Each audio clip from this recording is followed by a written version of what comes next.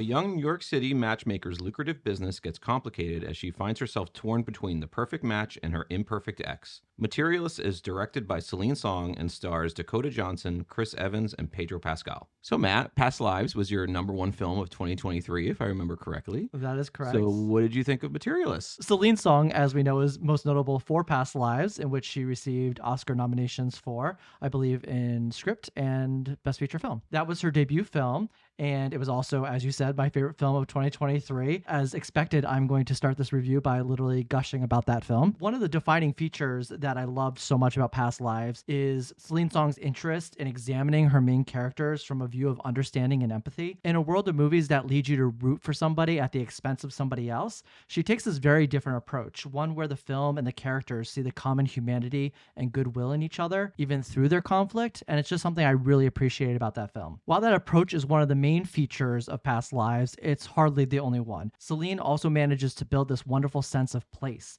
these medium-wide shots that hold on for a bit, giving you the opportunity to glance around the frame, see what's in the room, while our main characters inhabit like a particular part of the frame. She has this astute awareness of her characters and how she places them in the frame, such as in Past Lives with Nora and Haesong, she will put them in places where they're divided by certain objects in the room. For example, when they're on a subway train, that they're divided by the handrail in between them. Other cases, when they're walking by the carousel in New York City, they're both walking on opposite sides of this railing to the stairs. These are all visual cues that alluded to the eventuality that these two were just simply never going to be together. Beyond that, there's her use of soft light in the film, which make her films feel very inviting, gentle. They also perfectly align thematically with this kind of like inner reflection that her characters are going through at the time. Mm-hmm. I think Past Lives is just such a perfect marriage of all these thematics and filmmaking techniques, and is the reason I loved it so much that year, and it was my favorite film. With that being said, I was really excited to see Materialists because I wanted to see, as this being her second film, what translated from Past Lives into this. What kind of gives us a sense of like defining features of her as a director. And I'm generally happy to say that all the things that I just talked about with Past Lives are present in some sense in this film for the most part. Judging from the trailer and the synopsis, and as you described at the beginning of this review, the film comes across as like your traditional rom-com. It follows the character of Lucy, played by Dakota Johnson. She's this matchmaker in New York City, as you were describing, and it's her job to find clients to pair them up with. And while she's attending a wedding for one of these matches that she put together, she meets Harry, played by Pedro Pascal. He's this uber wealthy, I think he's the best man as well as the brother of the groom. Yep. Also at this wedding, conveniently, she runs into her ex, John, played by Chris Evans in the film. And he is playing as like a waiter, but he's this really poor, struggling artist, actor. So this night pretty much sets up this typical rom-com feature of a film that you would see, but the film ends up being really more of a deconstruction of the traditional rom-com in a way. So I'm excited to talk about those aspects of the film, but I think what really helps Celine Song in terms of building out this film is that her approach really lends itself well to these type of thematics and story, this deconstruction of the typical rom-com, because she's so much of a personal director. It comes across in the way she treats her characters, how they communicate with one another. As far as general impressions go, I liked the film. I found that there was a lot to appreciate about it. I did find myself of stopping short of loving it though, and there are certain reasons for why that is, which I'll discuss a little bit later in this review. But yeah, I liked it for the most part. I liked how the characters, like in Past Lives, there is nothing evil about them. Like they're all somebody you can somewhat relate to or empathize with. And I think that's very important. We were privileged enough to see an early screening of this film at which Celine Song was present, and she was able to answer questions from the moderator, and she did a Q&A as well. So we learned a lot about the film and her perspective of creating it, which I thought was really cool. Yeah, that's what I have so far. Sorry if that was a lot. I feel like I do it too. Whenever I go first, is like I'm always so long, and my goal, like I get a little, a little jumpy, like wanting to talk. And my goal was to not finish my beer because I had nothing to do, and just like keep drinking my beer. So I'm like, oh, just look at the beer. Anyway, I think she's a very, very smart director, and I think she's an even smarter writer. I mean, I think this is all baked into the movie, but a lot of what she was talking about with the film at the end were things I picked up on. I don't know. I haven't been quite this mixed on a movie in a long time. From a minute-to-minute basis, I went from thinking that this was among the more perceptive films I've seen in years to thinking it was astoundingly sloppy at times. This movie takes on a lot, and I think Celine Song, as you were talking about, has this real talent for sensitivity and characterization. She shows that with Past Lives. She integrates that here with a lot of other elements. Materialist is certainly trying to elevate and modernize and maybe even deepen the rom-com archetype in some ways. I think it's touting itself as being like a real quote unquote alternative to the rom-com, and it's actually oddly reminding me of in the 2010s or like early 2010s and late 2000s, there was this anti-rom-com movement, like movies like He's Just Not That Into You or The Ugly Truth. It becomes very self-aware in the way that like Scream became self-aware about being a horror film. The movies would like encapsulate and make fun of all the ways in which a rom-com is so archetypical and so boring, but at the same time they would find themselves in the same trappings that all rom-coms do. And I think that they were just being meta about it. Exactly. I think this movie is kind of in that vein somewhat. It's a much, much sharper movie, no doubt about it. But I think that it's constantly aware of the type of movie it is and what an audience is going to be thinking about it going in. Those were very observational, those films. Those were very observational about dating life, even though the characters would find themselves in these situations that seem so familiar. This film is a lot more insightful, but most importantly, in going, I think, for this fusion of sensitive and psychologically resonant art film and blending that with romantic comedy, I really don't think it threads the needle particularly well. Interestingly, I'm still positive on this movie, but having sat with it for 2 or 3 days, I feel a little bit more negative about it than I did when I walked out of the theater. Just from your opening, I think we probably had a lot of the same issues with the movie, just maybe they bothered me a little bit more than they bothered you, but we're about to get into that. And I think a great place to start is the main thematic of the film, and it's something she talked about in the Q&A as well.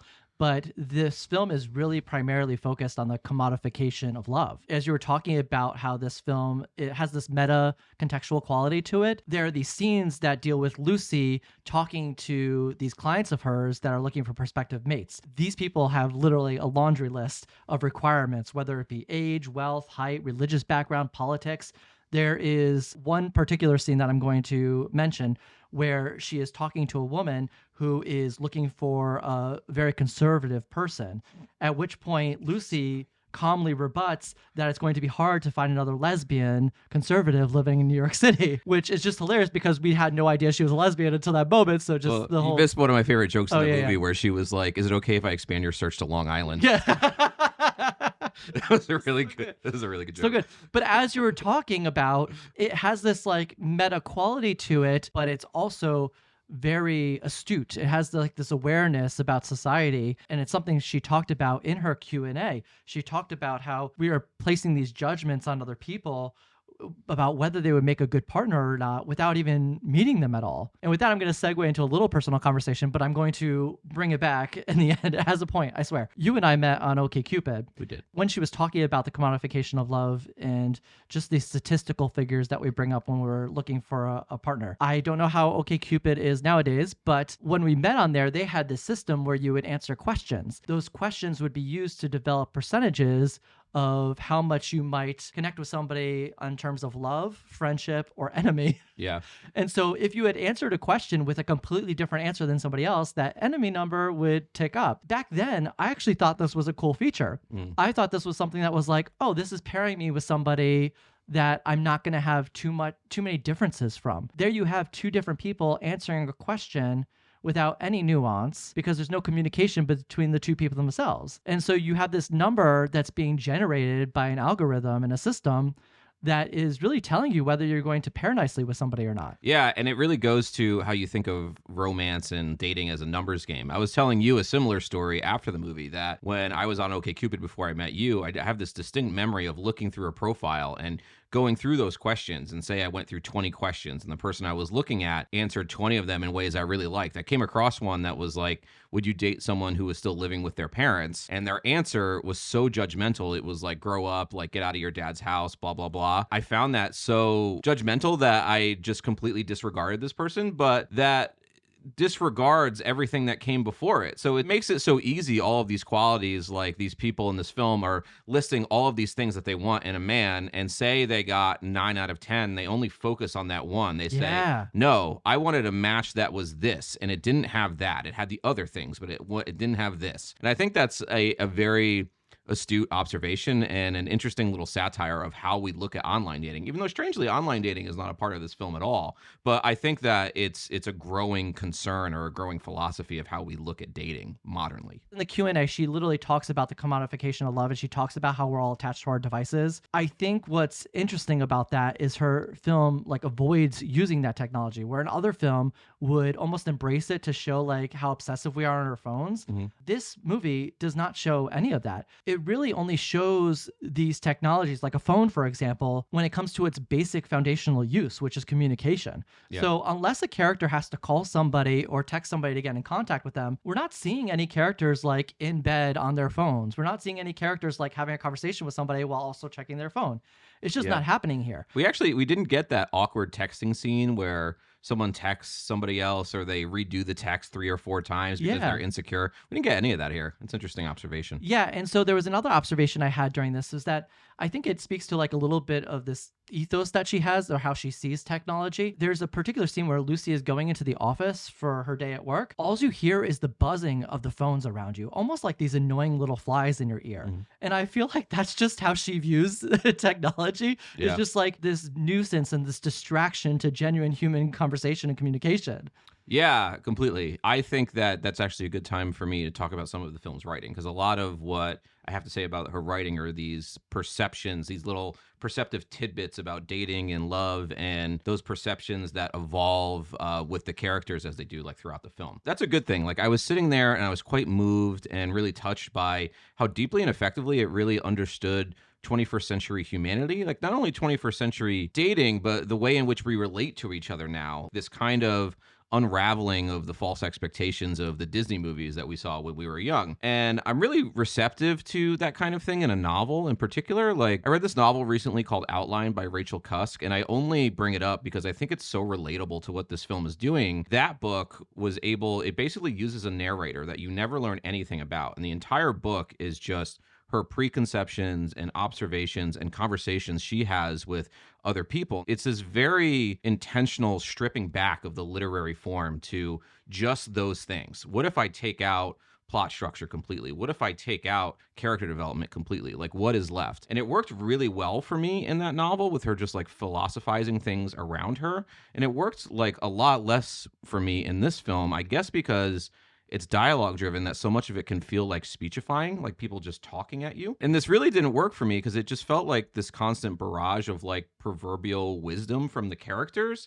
And it's just like scene after scene after scene of them dissecting love at dinners. And at first I really liked this, but eventually as the film continued to do this, I felt like it was so much in spite of the characters instead of in favor of them. It felt like it gave this film a really wooden, stilted quality where I was focusing too much on the writing and not enough on the characters. And it feels like a first novel in some ways, which is interesting that this is a second film, because a lot of novelists say about their first novel, they're worried that they're never going to be able to write another one. So they try to pack every perception and every interesting little observation into their first book. I just feel like the main issue with this film is that it's unsuccessful at weaving all of these things together. Like, you have an observational comedy like When Harry Met Sally, you have an emotionally nuanced drama like Past Lives, which is virtually perfect, and then you have a satire of matchmaking and dating in the 21st century. And each one of those things works really well on its own, but in my eyes at least, it's really hard to make a coherent narrative out of them. And I think that it got the best of her. This film has moments of really incisive emotional intimacy, and then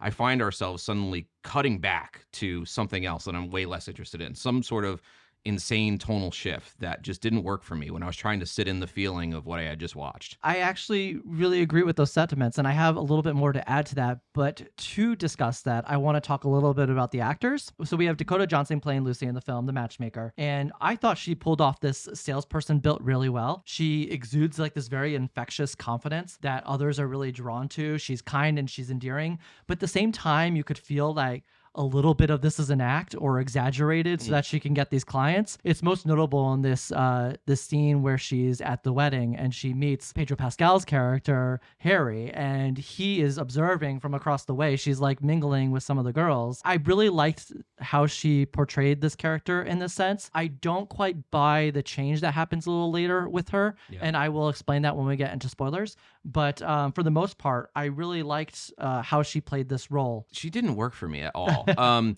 I don't think it's a bad performance because I think what she's doing is very intentional. Like I think she's being purposely aloof in order to appear more commanding because again, she has to do a lot of speechifying. And even when she's on the job and she's talking to these people that she's matchmaking, she has to have a command and an intelligence and kind of a know-it-all quality about dating life that I think lends the wrong things to acting. There's something that she's doing specifically where she and I guess Celine Song chose to put this character at a distance that just didn't quite work for me. And I agree that there's a change halfway through where she gets more like emotionally forthright, I would say. But even then, I felt like it was subject to like that speechifying quality or that like over talky quality that just didn't work for me in the film. Yeah, I disagree slightly. The reason it worked for me in that particular way was that she is kind of playing this role. She doesn't know what she is. She's pretending that it's almost like fake it till you make it. But she's really not faking it till she makes it. She's faking it till she crashes. Yeah, no, I know. If the film was exploring that a little bit more, I guess I would have been more into it. Not to go back to like the Wes Anderson conversation, but it almost felt like her performance was more about the artifice than it was about the human. So going from there, we have Chris Evans as John. I thought Chris Evans did the best in this film of all of them. I agree. He's really good. And it's honestly, it's strange to be able to be charmed by him or think that he's realistic for like a down on his luck, doesn't have any money, lives in a shitty apartment kind of guy. Because Chris Evans is very clearly not that. Yeah. So I'm going to skip over Pedro Pascal since you brought that up. When I was talking earlier about how I liked the film, but I didn't love it, and there were some issues there, you know, one of the reasons I think is due to this cast of actors, and I'm including Pedro Pascal in this as well. I don't want to make this seem like I'm throwing shade at them because I think they all did a wonderful job, and I hope that comes across in this review that I think they did a great job acting in these roles. But I think this film would have done better should they have cast non-named people or people that weren't very well known. These are three very big stars. Yes. Yeah. These are three very big stars. For a film that's really about the commodification of love, I think it's a bit antithetical to the fabric of the film to cast three of some of the most commodified actors in Hollywood right now. I know that's especially Pascal. Yes, Yeah. especially Pascal. And like I was talking about how the phone is seen as a distraction to genuine human connection, I think their sheer star power is a bit of a distraction from the film's overall message. As we said, I love Chris Evans and I love what he did in this role, but I disagree with you is that I did not believe for a minute that he was the struggling actor that was poor. For me, there was this constant disconnect between the actors and their characters. I could also like feel the lack of time that I think was spent on building the chemistry between the three of them. You know, I'm just guessing here, but they must have so many commitments. And the amount of time that they could spend on a film like this is probably not that much. Yeah, the naturalism of a film like Past Lives is really absent here. Yes. What's interesting is I think that may be more the issue is perhaps they didn't have enough time with this film because like Eternal Sunshine of the Spotless Mind, Jim Carrey was like 2 years out from Bruce Almighty. He was a very major star at that time. So it's possible. Like it can be done, but it's not being done here. She does all these films, but she like holds this believability in all these indie films. Or Kristen Stewart. I don't know. Kristen Stewart hasn't been in something popular for a while, but I think that like she certainly feels natural for being a big star. Yeah, Jesse Eisenberg did it great last year. Yep. It's doable. Yeah, but you're right. Something is like not quite right here. Yeah. In terms of like you never really feel ingrained in the story. It never feels real. Yeah, and honestly, I feel bad saying this. It's a little. You're like, what's? Are you sick of seeing Pedro Pascal? No, not at all. I love Pedro Pascal. Okay. Never sick of seeing Pedro Pascal. Alrighty. I felt more chemistry between the actors in the stuff I've seen on the press tour than I saw in this movie.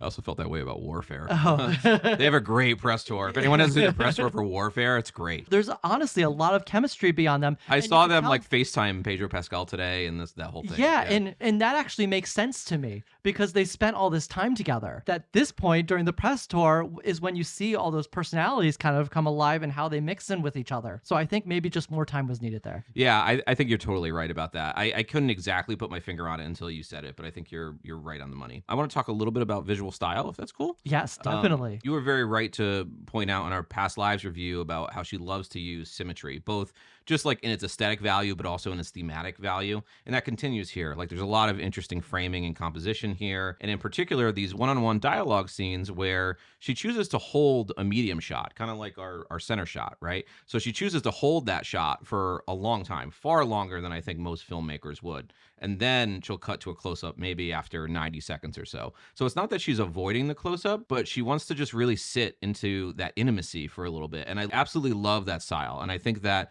does a lot. It does a lot of heavy lifting in some of the scenes where I'm noticing the writing too much. Visual style is kind of interesting because there are times, like there's a wedding scene later in the film that looks really, really beautiful. And some of the restaurant scenes with Pedro Pascal, I think, have this terrific visual sense. And then there's other scenes, especially when they're on the streets of New York or when she's talking to her clients. And I think this is intentional, that the film almost has this Netflix gloss across it, that it looks like very brightly lit, and it looks like, frankly, like every other movie. And I think that's intentional. Yeah, I it's think an intentional artifice talking about how this commodification is just like... Yeah, she's essentially speaking the language of the romantic comedy there. I think that was a really interesting mashup of styles. I think if you're not clued into what she's doing, or maybe like the meta aspects of the film, it can look like, why does this look like every other movie? But I think there's true intention there, because in other scenes, she's showing you that she could have filmed this film in a completely different way. Yeah, and she uses the lower thirds a lot with her characters when she's describing like loneliness or somebody being on their own. There's this one scene where I think Dakota Johnson like goes in a cab and she's in that lower thirds, but she's by herself. Yep. And so it really adds to that like feeling of loneliness she's feeling in that moment. That's one of my favorite things about her, is I love how she blends her visual style and her framing into meaning within the film. So from here, I want to jump into spoilers just briefly so we could talk about the end of the movie. One of the things I did love about this movie, we were talking about the commodification of love. Lucy has this change in her character where she realizes that this commodification is happening and she doesn't want to abide by these rules anymore. And this enters her brain with a scene in which one of her clients was sexually assaulted by the person that she matched her up with. And this leads to some really great scenes. Can I just say, it's really weird that she's stalking her and that she's dressed like Carmen Sandiego. Oh, yes. Like, what was that about? Like, what she's doing is not funny. No. So it was just like really strange to me. It was a strange choice. No, actually, that part actually worked for me, because when she gets there, she almost seems like she wanted to apologize, but then she realized how little the apology means. Yeah. It's not important to this person. And so that's why I actually like that scene, because she's still fake in that moment. It's like she's coming to the realization, but she's not quite there yet. A person who came to full realization would have never gone and approached that lady. Yeah. But she felt like it was more important to apologize for her own conscience than it was actually helping her. Yes. And so that's why I thought that scene worked. Mm-hmm. But going from there, once she has this official change, I don't notice enough within her character and her acting style to accommodate that change. I completely agree with you. So once we get to the end, there's this scene where she's on this phone call and they're offering her a promotion at the matchmaking and is saying that I was going to submit my resignation tomorrow, actually, so I'm not going to be with you. She's like, I got to go. So you get the impression like, oh, she's actually creating boundaries now. It's kind of slight to me. It's like, oh, she's just saying, I gotta go, and that just makes her character different. I really needed to see something behind the eyes. You know, when we talk about an actor and like you could see it behind their eyes, like in the beginning of the movie where she's like mingling with these women, you kind of know that an act is being put on. Yeah. I needed to see that in this moment. I needed to see that she was the same person, but there was something different beyond that. Like you were saying, she doesn't show much of a change after. I guess like the script seems to want us to believe that she's changed, because the ending of the film is one of jubilation. Like it seems like we're supposed to be really celebratory about this. There doesn't seem to be a lot of self-consciousness about it. The whole thing with putting the sexual assault in the film is really brave, and I understand why she did it. Somebody asked at the Q&A that we were at, why put this in the film, because it is like, you know, a dangerous topic. It could rub people the wrong way. Her answer was exactly what I got from the film, which is that this is unfortunately a reality of dating, and to not put it in the film would be the not brave thing to do. And I completely agree with that, and I'm happy she put it in the film, because I do think it's unfortunately a very realistic part of dating that many women have to contend with. So I like that she included it like intellectually, but I just, it never really integrates, in my opinion. It's just like another piece of this film that feels on an island by itself, and that goes back to this whole thing of like, I just don't think that it's really woven together very well. So you ready to go to grades? Yeah, I'm going to give Materialists a B-. I do recommend it. I think there's a lot of really, really perceptive writing here. I just think that this movie kind of got the best of her. I think that there's a lot going on, and you can tell that she is an extremely smart and sensitive director, and I think she's going to continue making films that are always interesting. Like, this film is nothing but interesting. There's a lot of interesting characterizations. There's a lot of interesting perceptions about our modern life and the way that we relate to one another. And I like that she's continually exploring that. I just don't think it was completely successful here. And I think it almost feels like 3 movies in one that, again, just didn't fuse together too well for me. Yeah, I completely agree. I give the film a B. On the same page as you, I think the overall theme here in our review is the integration of all these elements and these themes. And for some reason, I don't think that came along together. I think a big reason is because the actors, not that they weren't good in the film, like I said, but that I just don't think I ever believed them. And I think believability is the number one thing that you need in a movie, because without it, you're basically getting rid of a film's chance to ever become transcendent in any way. It's just not going to be that thing you walk home and think about. But with that being said, I think she's like talking about things that other people aren't talking about, and she's filming things in ways that other people aren't doing. I mean, you can make comparisons. Like, I think of Richard Linklater when I see a movie like this, the talking and the dialogue driven characters. Like, there's a lot of that here, but she has this visual flair that's so different from him. So she's really developing her own style and her own conversations, and I really love that about her. Regardless of, you know, me feeling a little lukewarm on this movie, like, I think she's an absolute fantastic director, and I think she's doing things that other people simply aren't doing, and I'm excited for her next film. We didn't mention this, but there are some individual very great scenes in this movie. There is a great scene, the last scene between her and Pedro Pascal. Oh, we should have talked about that. I don't think we should anymore. I think we should just let people see it in case they even watch the spoiler. But there's a point towards the end that I think is a brilliant reversal of a point of view. Yes. Just brilliant. It was one of the best scenes in the movie. Yeah. And 100%. It has to do with the height of Pedro Pascal's character. But I agree, that was great. And that's it for a review of Materialists, which is now in theaters nationwide. So go check it out. Let us know what you think in the comments below, and we will see you next time.